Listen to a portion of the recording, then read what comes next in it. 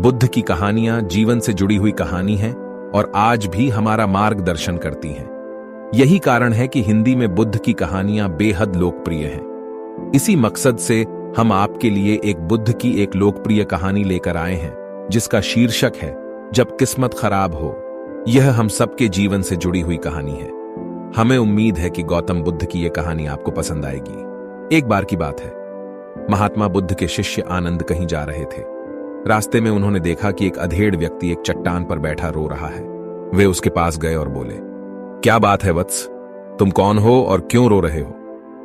आनंद की बात सुनकर उस व्यक्ति की सिसकियां थम गईं। वह अपने आंसू पोंछता हुआ बोला, मैं पास के गांव का रहने वाला एक बदनसीब व्यापारी हूं। मैं जो भी काम करता हूं वह बिगड़ जाता है। व्यापार के चक्कर में मैंने अपनी पत्नी के गहने गंवा दिए। मैंने अपने परिवार को भी खो दिया, यहां तक कि मेरा घर भी गिरवी पड़ा है। मुझे तो लगता है कि मैं किसी काम का नहीं हूं। मेरी किस्मत ही खराब है। उसकी बात सुनकर आनंद बोले, तुमसे किसने कहा वत्स कि तुम्हारी किस्मत खराब है? जरा मैं भी तो जानूं कि तुम्हारी किस्मत में क्या खराबी है।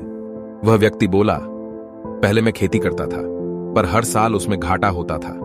कभी सूखा पड़ जाता तो कभी ज्यादा बारिश के कारण फसल बर्बाद हो जाती। इससे परेशान होकर मैंने व्यापार करने का निश्चय किया। मैंने पत्नी के गहने बेचकर अपना व्यापार शुरू किया, लेकिन मेरा व्यापार नहीं चला। शुरू में परिवार वालों ने मेरा साथ दिया, लेकिन जैसे जैसे मुझे नुकसान होने लगा, मेरे परिवार वाले भी मुझसे दूर हो गए। मैं यह सब उनके लिए ही कर रहा था, लेकिन अब वे लोग मुझे देखकर नजरें फेर लेते हैं और मुझे ही मेरे परिवार की दुर्दशा का जिम्मेदार ठहराते हैं। उस व्यक्ति ने एक लंबी सी सांस ली और फिर बोला, मेरा एक मित्र है, उसने भी मेरे साथ अपना व्यापार शुरू किया था। उसका व्यापार अच्छा चल रहा है। वह जब भी मेरे घर आता है तो अपनी सफलता की कहानियां सुनाता है। उसकी बातें सुनकर मेरे घर वाले भी कहते हैं कि उसे देख और कुछ सीख। हमें तो लगता है कि तेरे वश का कुछ भी नहीं है। उन लोगों की बातें सुन सुनकर अब तो मुझे भी लगने लगा है कि शायद मेरे वश का कुछ भी नहीं है। अब तो मुझे अपना जीवन ही व्यर्थ लगने लगा है। मेरे मन में ख्याल आता है कि अपना जीवन समाप्त कर लूं। मैं यहां आया भी इसी इरादे से था, लेकिन हिम्मत नहीं कर पाया, इसीलिए यहां एकांत में बैठा विलाप कर रहा था। उनकी बात सुनकर वह व्यक्ति बोला, एक ओर मेरा हर काम खराब हो जाता है, दूसरी ओर मेरा मित्र है जो हर समय मुझे नीचा दिखाने का प्रयत्न करता रहता है। मुझे समझ में ही नहीं आता है कि मैं क्या करूं। आनंद बोले, क्या तुम अपने मित्र की बातें सुनकर दुखी हो जाते हो? हां, मैं उसकी बातें सुनकर स्वयं दुखी हो जाता हूं, उस व्यक्ति ने जवाब दिया। आनंद ने पूछा, तुम्हें किस बात का दुख होता है, अपने असफल होने का या फिर मित्र के सफल होने का? उनका सवाल सुनकर वह व्यक्ति एक पल के लिए सोच में पड़ गया। फिर वह बोला, अगर सच कहूं तो मुझे अपने असफल होने का उतना दुख नहीं होता है जितना कि मित्र के सफल होने का होता है।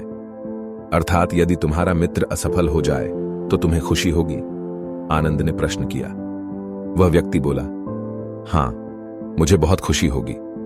इसका मतलब है कि तुम्हारी खुशी तुम्हारे मित्र पर निर्भर है। आनंद बोले, अगर वह चाहे तो तुम्हें खुश कर सकता है, और अगर वह चाहे तो तुम्हें दुखी कर सकता है। तुम स्वयं से न तो खुश हो सकते हो और न ही दुखी हो सकते हो। अर्थात तुम अपने मित्र के गुलाम हो गए हो, इसलिए तुम्हारा कुछ नहीं हो सकता। ऐसा न कहें महात्मन, उस व्यक्ति ने हाथ जोड़ दिए। आपकी बातें सुनकर मुझे कुछ आशा बंध रही है। आनंद बोले, जब हम किसी से आशा बांध लेते हैं तो उस पर निर्भर हो जाते हैं।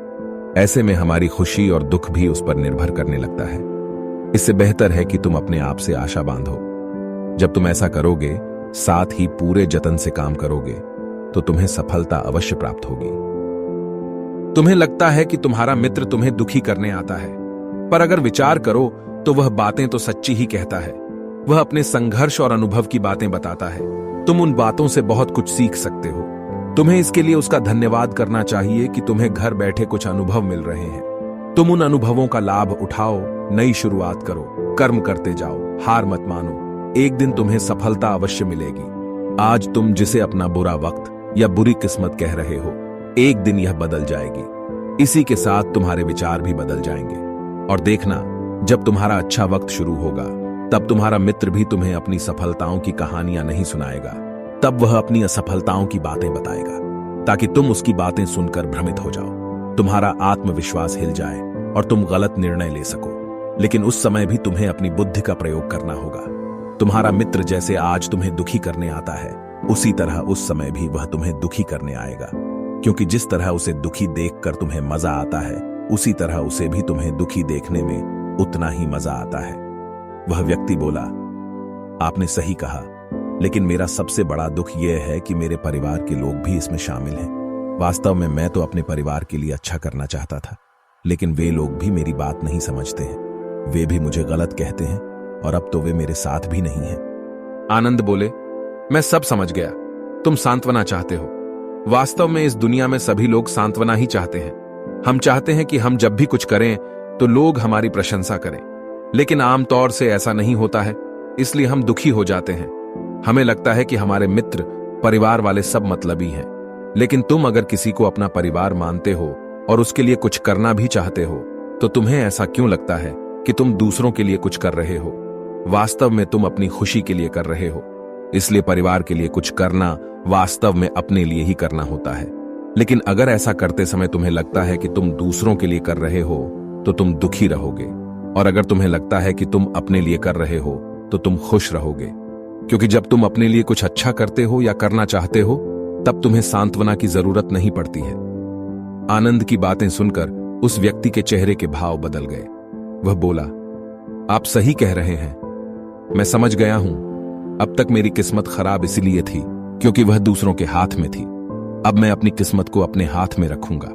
मैं फिर से प्रयत्न करूंगा, पूरे मन से काम करूंगा, और जब तक सफलता नहीं मिल जाती, चैन से नहीं बैठूंगा।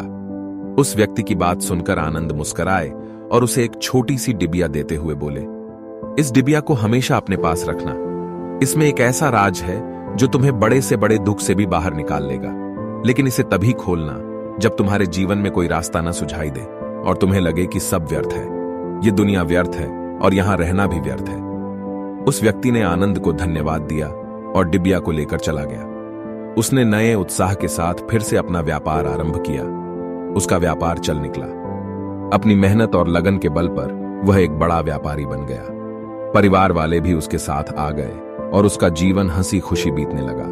अब वह भूतकाल का रोना छोड़ चुका था।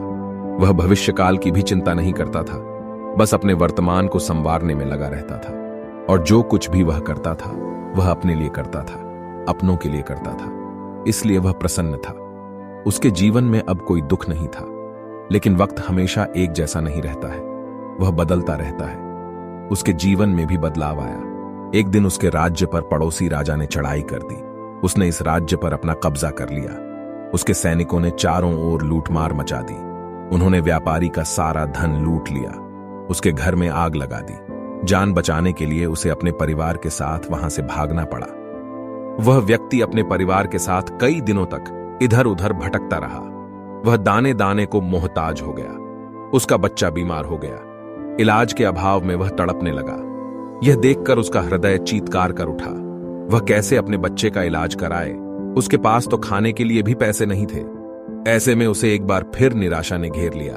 उसे लगने लगा कि उसका जीवन व्यर्थ है, सारी दुनिया व्यर्थ है, किसी भी बात का कोई मतलब नहीं है। भले ही आप जीवन में कितना भी कुछ कर लो, कितनी भी सफलता हासिल कर लो, पर अंततः यह जीवन समाप्त ही होता है। तो फिर ऐसे में जीवित रहने का क्या फायदा? इससे तो अच्छा है कि वह अपना जीवन समाप्त कर ले। लेकिन तभी उसके दिमाग में आनंद की दी हुई डिबिया कौंध उठी। उसने उत्सुकता के साथ उसे खोला। डिबिया के भीतर एक पर्ची रखी हुई थी। पर्ची पर कुछ लिखा हुआ था। उसे पढ़कर उसकी आंखों के आगे छाया निराशा का अंधेरा छंट गया और वह मुस्कुरा पड़ा। पर्ची पर लिखा हुआ था, यह समय भी बीत जाएगा। उसने डिबिया को अपनी मुट्ठी में भींच लिया और एक नई शुरुआत के लिए उठ खड़ा हुआ। दोस्तों, अगर आप भी ऐसी ही परिस्थिति से गुजर रहे हैं तो निराश न हो। अपने अतीत पर शोक मत करें, न ही भविष्य की चिंता करें। अपने वर्तमान को जिएं और उसे बेहतर बनाने के लिए सच्चे मन से प्रयत्न करें। यकीन जानें, जल्दी ही आपकी किस्मत भी बदलने वाली है।